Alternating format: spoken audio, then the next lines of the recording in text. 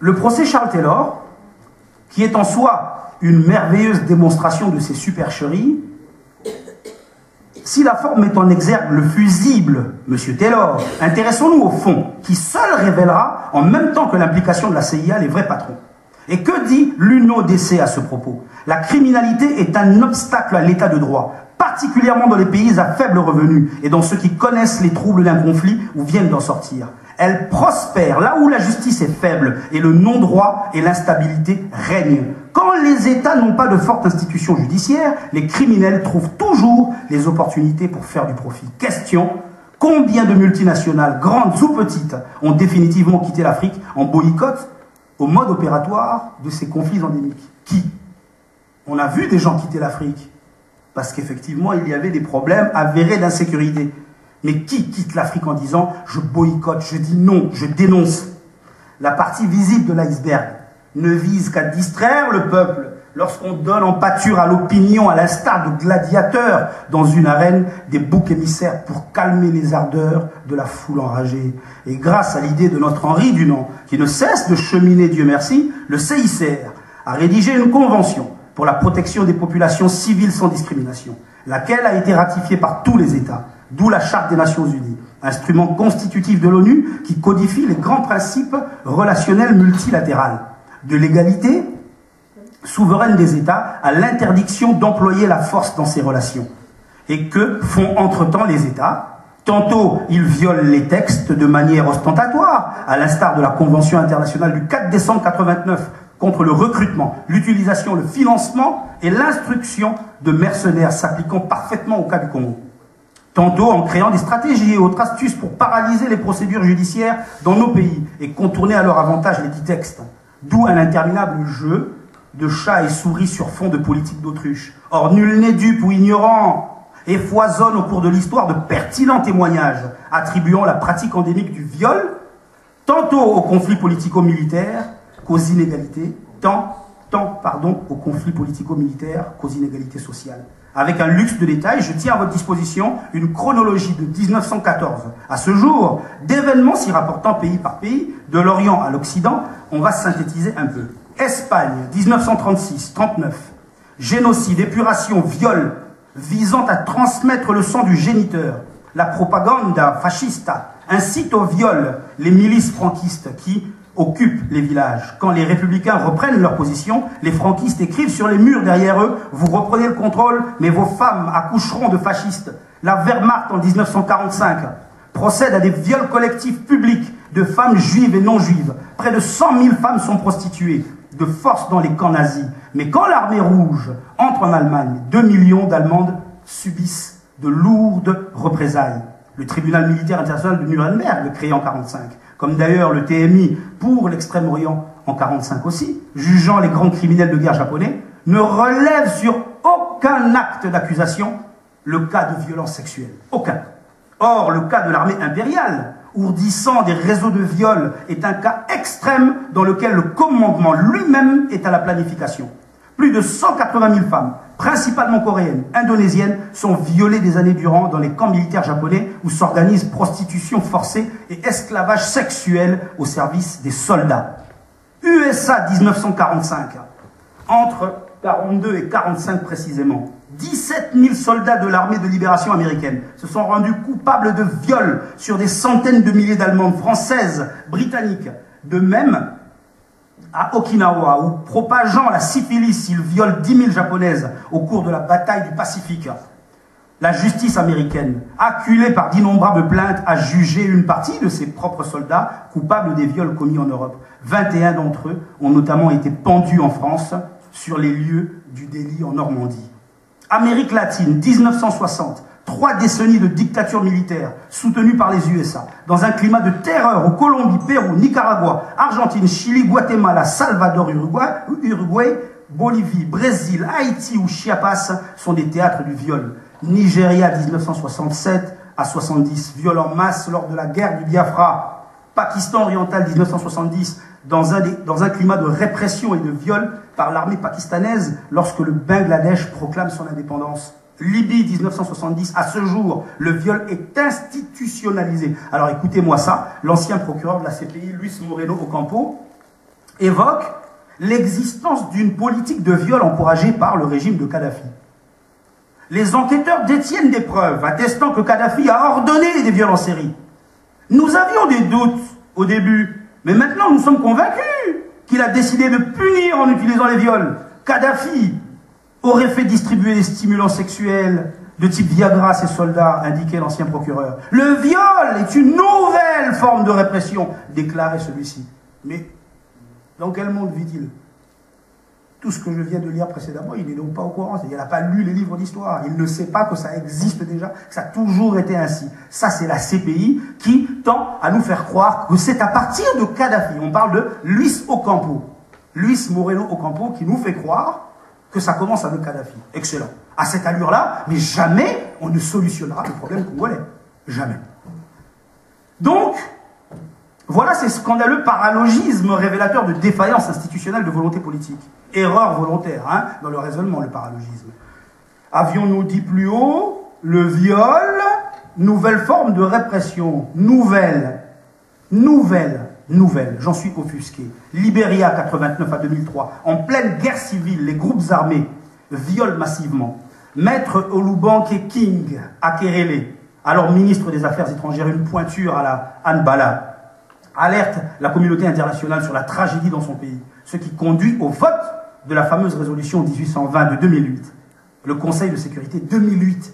Il a fallu qu'une femme se lève, hurle, au secours, au viol, pour qu'en 2008, à peine, tombe la dite résolution 1820. Le Conseil de sécurité qualifie les violences sexuelles de crimes de guerre ou de crimes contre l'humanité et recommande qu'ils ne soient pas amnistiés.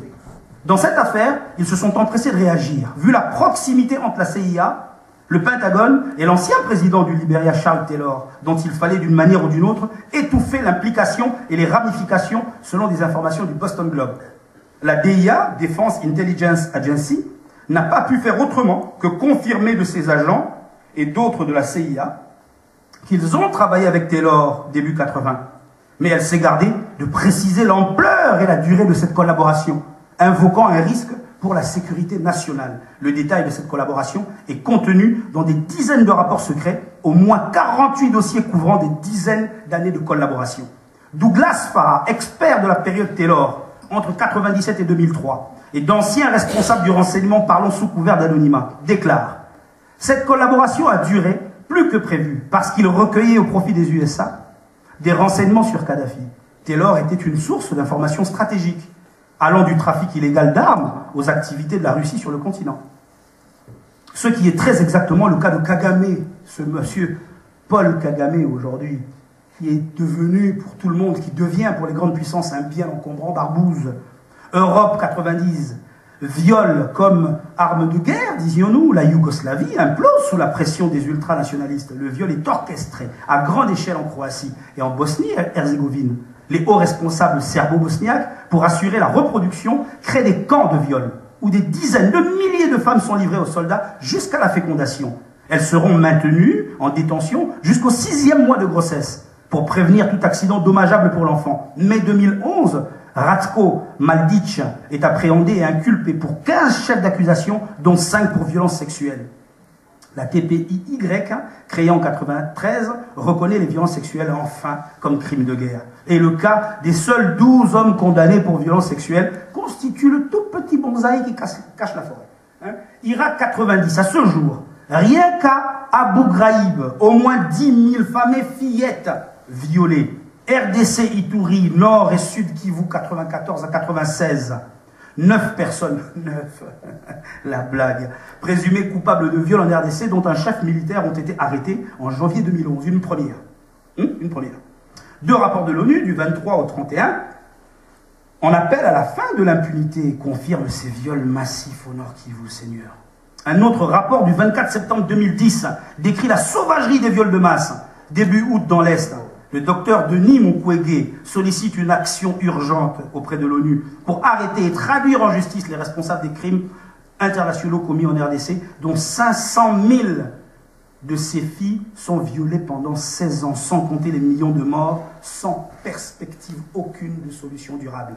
Toujours en 1994, les similitudes entre RDC et Chiapas ne peuvent qu'interpeller. car tous deux convoitaient pour leurs ressources naturelles, bien qu'étant les plus pauvres de leur sous-région. Il s'agit d'un État des US-Mexique, le mouvement zapatiste de 1994. Il lutte pour un État de droit. Éclate alors une guerre dite de basse intensité, menée par des milices équipées, formées par l'armée mexicaine. Ceux-ci violent, contraignent les femmes à la prostitution, à l'esclavage sexuel. Afrique du Sud, 98. Le taux de viol est l'un des plus importants au monde. On estime qu'une femme née en Afrique du Sud a plus de chances d'être violée que de savoir lire. Disent les ONG sur place. D'après un sondage CIET, l'Afrique du Sud aurait le plus fort taux mondial de viol par habitant. Et révèle qu'une femme sur 3, sur les 4000 interrogés à Johannesburg, a été violée. Le chiffre annuel de viol en Afrique du Sud est estimé à 500 000, avec un des plus grands nombres de viols d'enfants et bébés au monde.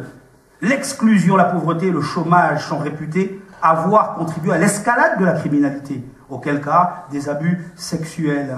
Le facteur le plus significatif et inquiétant étant le mythe comme quoi coucher avec une vierge soignerait du sida.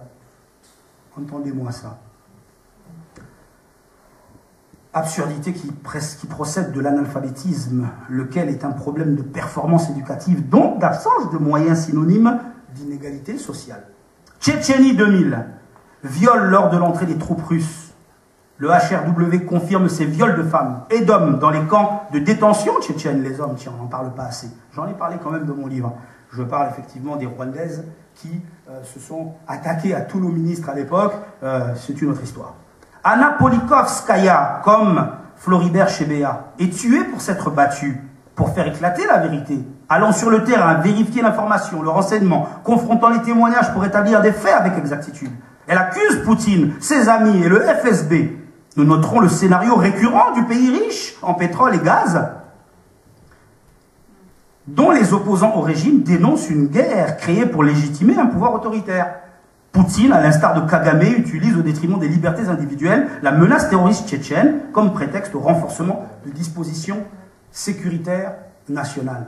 Soudan, Darfour 2006, le viol comme arme de guerre. Burundi 2007, un des taux les plus élevés de viols de mineurs jusqu'à des fillettes âgées de seulement 3 ans, déclare Arnaud Royer, chercheur à Amnesty International. Entre 2004 et 2006, Médecins sans frontières y enregistre un minimum de 26 cas par semaine. Mali, 2012, un rapport d'Amnesty International fait état de viols d'exécution sommaire, détention arbitraire, enrôlement d'enfants soldats dans le contexte de crise qui sévit au Mali depuis 6 mois. Voilà des informations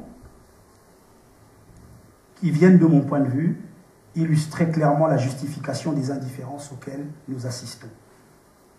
L'indifférence de l'élite qui, lorsque nous autres crions au scandale, s'en contrefiche éperdument, sachant des dites tragédies, qu'elle procède de méthodes, certes barbares, mais inscrites dans des stratégies maîtrisées et vieilles comme le monde. Tout le monde sait que ça existe et qu'on a toujours fait comme ça. L'indifférence des peuples, qui, lorsque nous scandons nos slogans d'apparence inédite, gardant les dites horreurs encore fraîches dans l'inconscient collectif occidental, ne s'en indigneront pas plus que ça.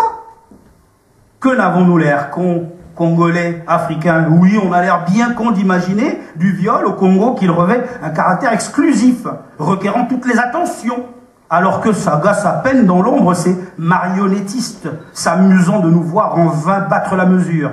Ceci explique notamment qu'avec autant de précédents et donc d'expérience, rien ne soit entrepris pour enrayer le phénomène. À propos, attendu que certains transgresseurs étaient hier juges et sont aujourd'hui partis, le risque est grand pour la sécurité nationale de voir divulguer des dessous de cartes révélant d'éventuelles proximités, voire des complicités avec l'autorité. Ce qui reviendrait à générer d'irréversibles lésions cognitives dans le chef du peuple qui perdrait confiance. Ces dossiers sont soit classés confidentiels, soit classés secrets, ou pourquoi pas ultra top secrets. Nous savons auquel cas que la méthode est validée et commanditée depuis l'Occident, nous l'avons vu. D'où mon intérêt pour l'affaire Charles Taylor, dont j'ai en 2011 attendu impatiemment le verdict. Loin de moi l'idée de faire l'apologie d'un criminel. Ce monsieur n'a que ce qu'il mérite. Il a été déclaré coupable par le TPI de la Haye, de crimes de guerre et de crimes contre l'humanité, causant la mort de près de 120 000 personnes lors de la guerre civile qui a déchiré la Sierra Leone entre 1991 et 2001. Parfait. Parfait, oui, mais encore. Le procès s'est terminé en mars 2011. Des pays occidentaux et de nombreuses organisations internationales ont salué la décision. Mais encore, pour ma part, c'est sur les commanditaires de Taylor que je tire à boulet rouge. Et j'espère des déclarations d'Amnesty International, qu'elles tiennent compte des opérateurs dans l'ombre. Amnesty dit, qui que vous soyez, quelles que soient vos fonctions, vous serez traduits en justice pour les crimes que vous aurez commis.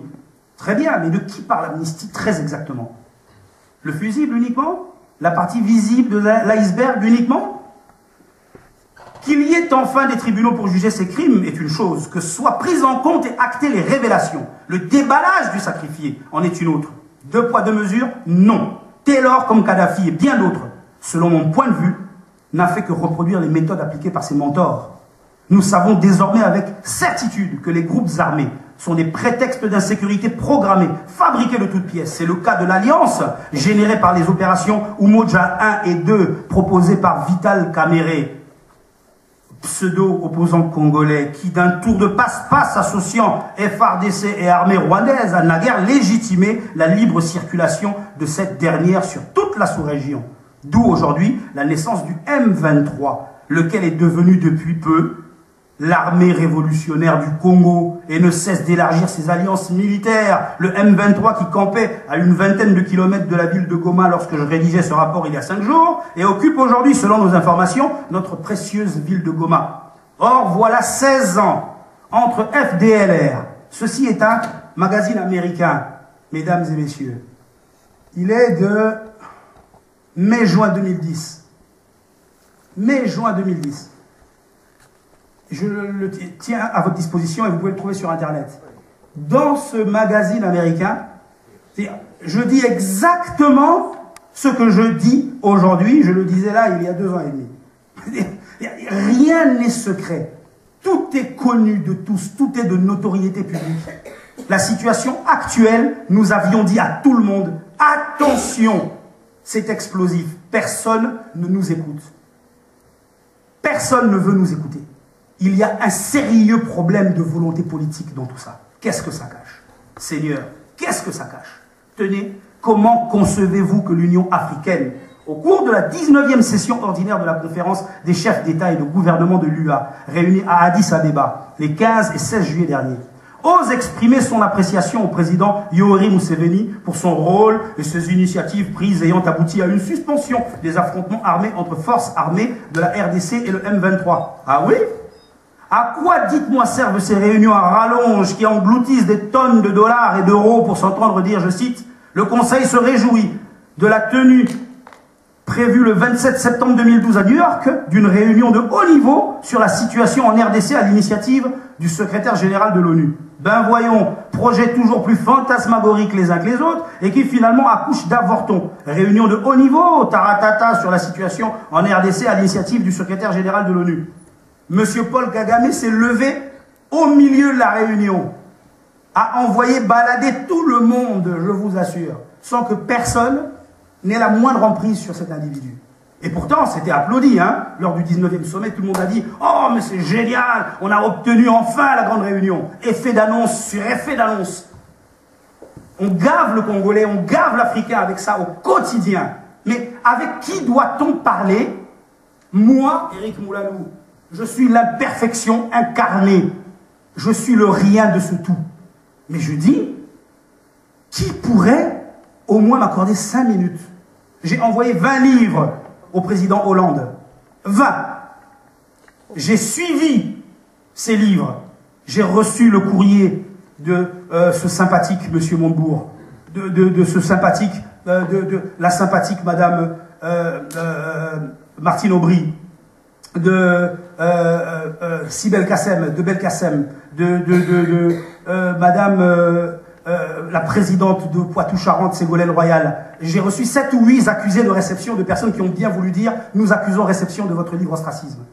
Et quand j'appelle l'Élysée pour demander « Pourquoi n'ai-je pas de nouvelles des livres que j'ai à 2 reprises, 2 x 4, 8, plus la vingtaine d'autres que j'ai envoyés à tout son gouvernement. Pourquoi j'ai pas... » Et là on me dit Moulalou Éric, oui, ça nous dit quelque chose, effectivement. Ah, bah écoutez, tout ce qu'on voit ici, c'est un livre destiné à Paris Match pour Valérie Trierweiler. J'ai dit, mais l'Élysée n'est pas à Paris Match. Si je veux envoyer un livre à Paris Match, je l'envoie à Paris Match.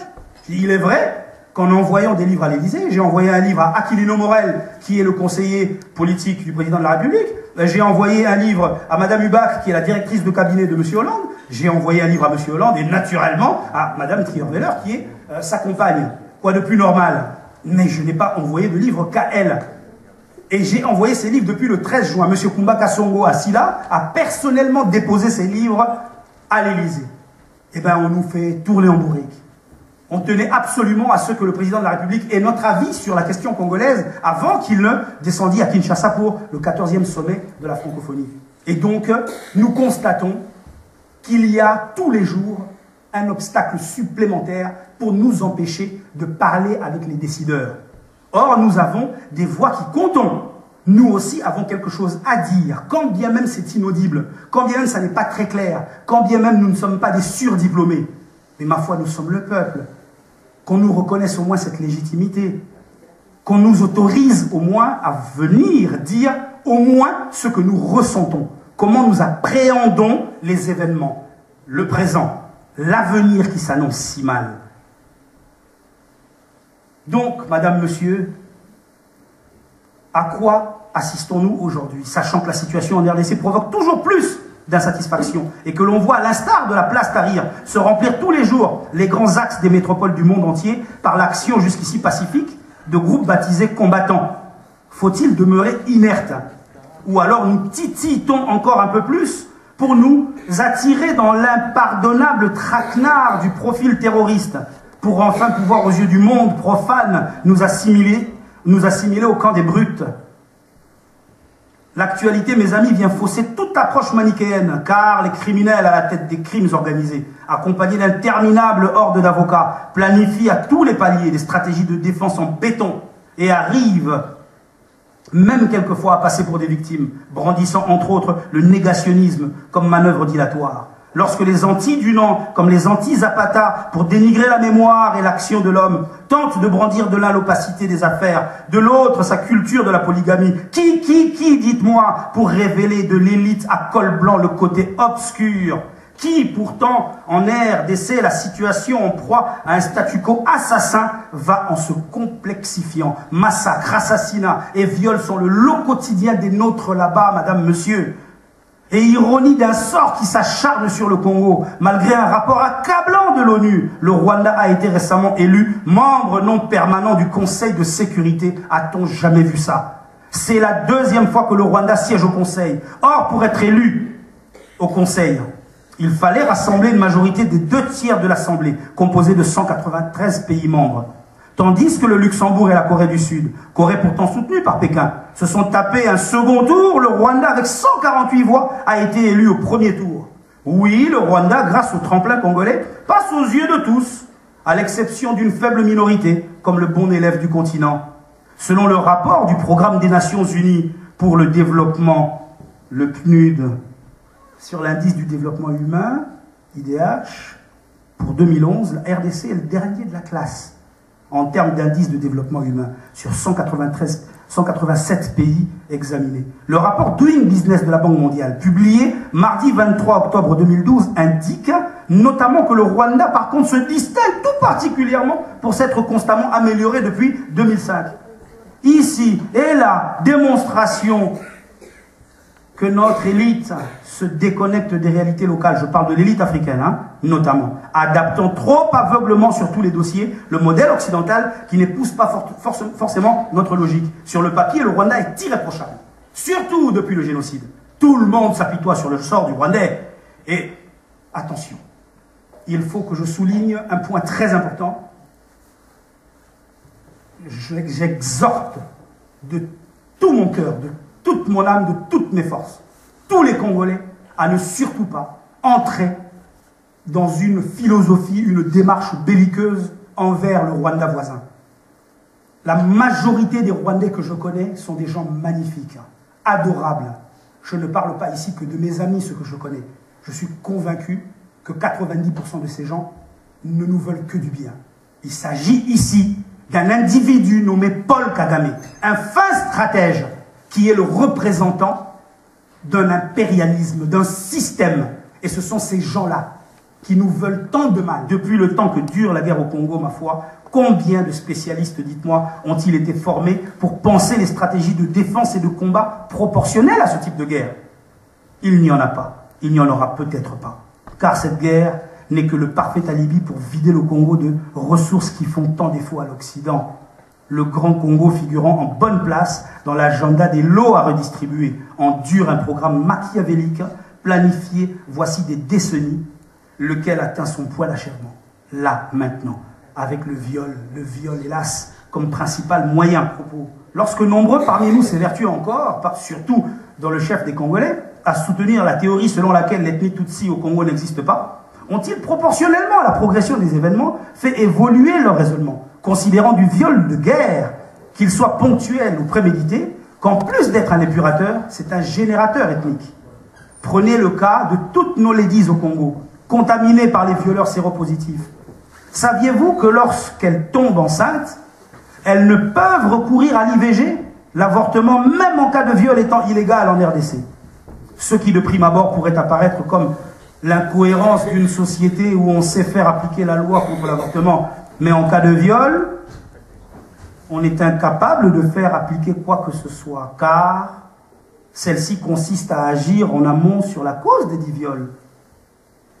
Cela se clarifie en réfléchissant un peu. En effet, la majorité présidentielle de Kabila au Parlement a ratifié une loi qui, ces 16 dernières années, pour autant qu'il y ait des viols par milliers ou millions, a généré autant de Tutsis congolais confirmés, âgés de 16 à 1 an, car ayant été conçus par nos femmes, sur nos terres, par leurs milices. Ces repeuplements calculés vont avoir pour effet d'ininterrompus affrontements, risquant d'entraîner à terme cette fois des filicides et des fratricides. Voilà, face à une situation dédaléenne, il est important d'envisager les solutions avec recul cette fois. Les États, dans leur visée expansionniste, limités dans la prise de risque, ont trouvé le moyen de transgresser impunément, empruntant les méthodes peu orthodoxes des transnationales aux multiples filiales. J'ai nommé le fameux système.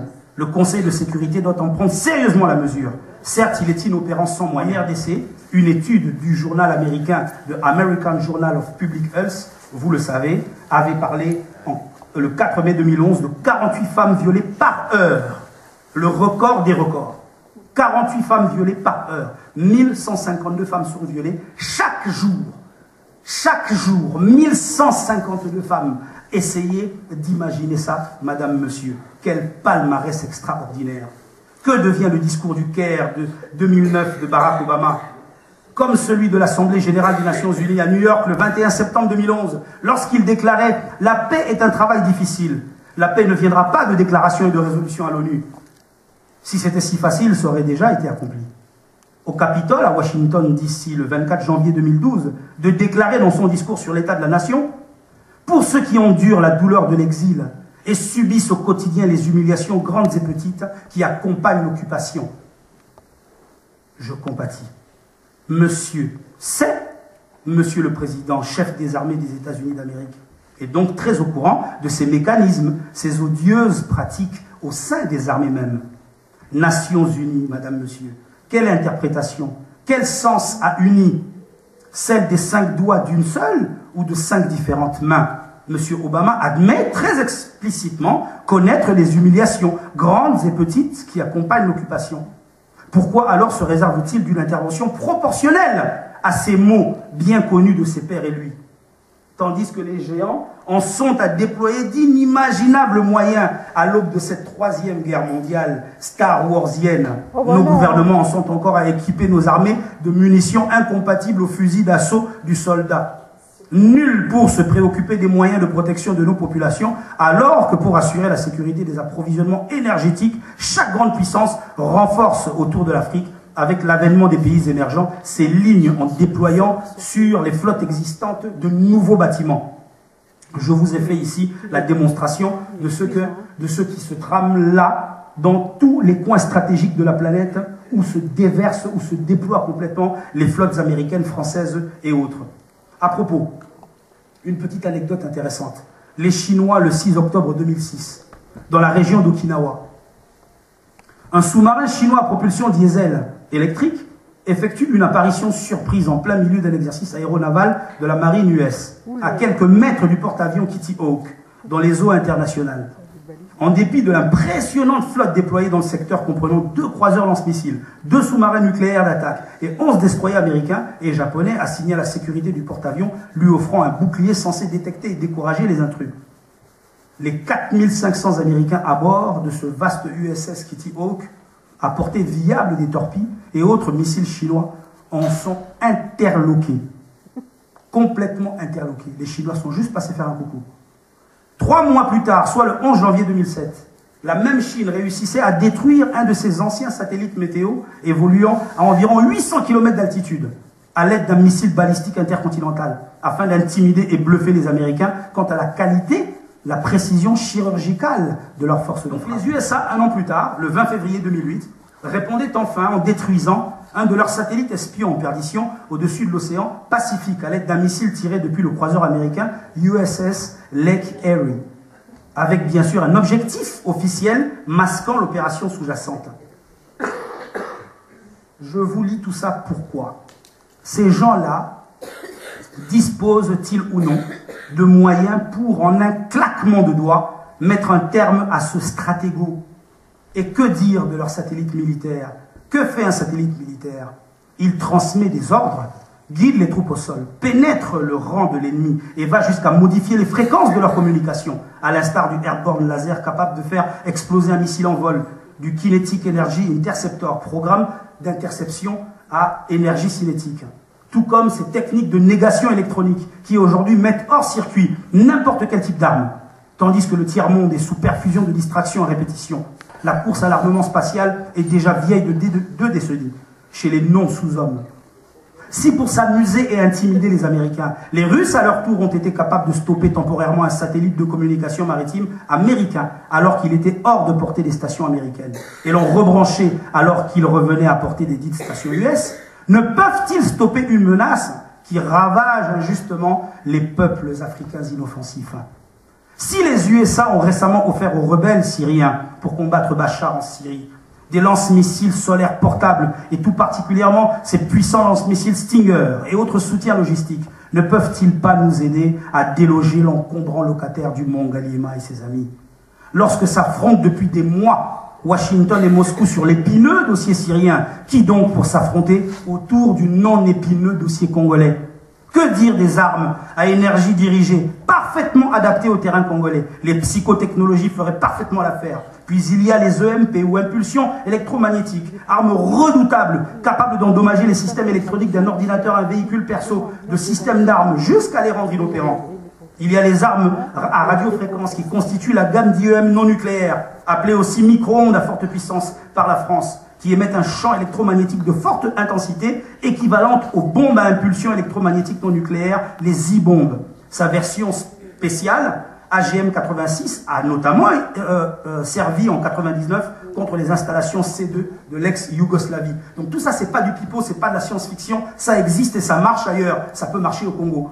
Le Pentagone dispose d'un programme CHAMP sur drone ou sur missile, doté d'un générateur HPM à multiples impulsions au cours d'un seul vol. Les Russes ont également progressé dans le domaine. La Chine, tout le monde, la France, l'Allemagne, tout le monde s'y essaye et ça marche. La Navy a testé plusieurs générateurs d'EMP récemment et ça marche. Moi-même qui vous parle, je suis allé jusqu'au Wild Sense Missile dans le Nouveau-Mexique aux États-Unis d'Amérique. J'étais allé toucher de mon doigt le ground zero de l'endroit où a été testée la première bombe atomique de l'histoire de l'humanité.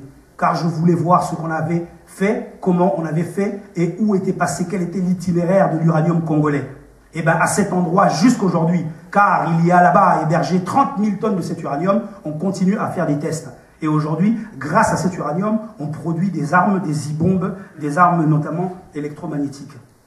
Voilà, madame, monsieur, pour clôturer.